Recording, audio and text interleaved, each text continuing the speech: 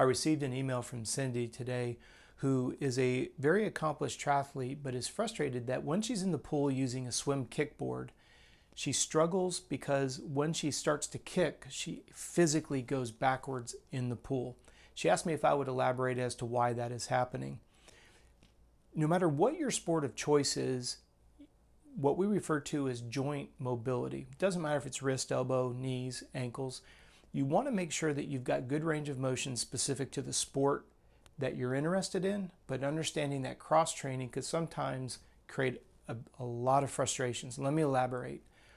Cindy comes from an extensive running background who then got into triathlon. Ironically, she had an overuse injury from running. She started to aqua jog and swim, started to enjoy it, and that blossomed her into a triathlete.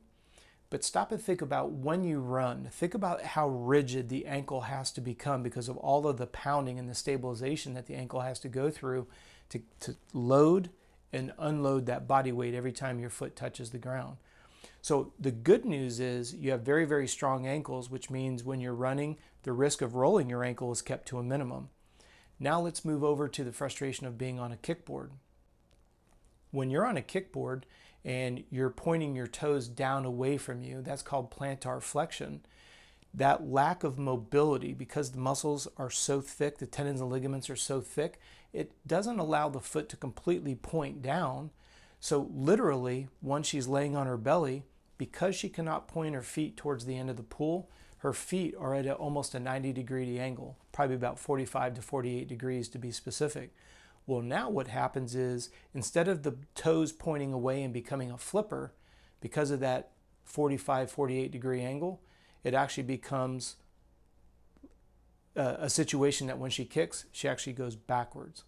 So stop and think about the original question. Why am I going backwards using a kickboard? It's because of a lack of ankle mobility associated with the primary sport of choice, which is running. Now, would I recommend that you try to increase your flexibility as a runner in your ankles? No, because the risk of rolling that ankle goes up. That hurts really bad and could cause a lot of structural damage.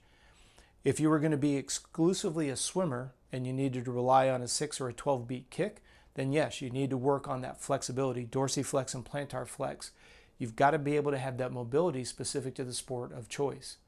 Now, does that mean that you can't cross-train? Absolutely not. I encourage you to do so. It makes you a more well-rounded athlete. It makes you more immune to an injury. But I didn't want the frustration of high-quality runner, very strong ankles, resilient to injury, now becoming frustrating when you get into the pool to cross-train with a kickboard. So just so you guys know, what I recommended to Cindy is get some small fins, and that way you're going to be increasing the surface area of the foot, which allows you to use the kickboard. There's a multitude of benefits of why we use the kickboard with our swimmers and triathletes. So she still gets the benefits of the kickboard set without reducing her ankle stability specific to running. I hope you guys see that these questions can have as much complexity to them as you want. No matter what your sport of choice is, I always want to make sure you understand how it can apply and how you can benefit from it. So thank you for watching this video. Please like and subscribe. We're putting out a new video every day. And if there's something that I can answer a question for you, please send me an email, contact@coachrob.com. Appreciate your time today, and I look forward to seeing you tomorrow.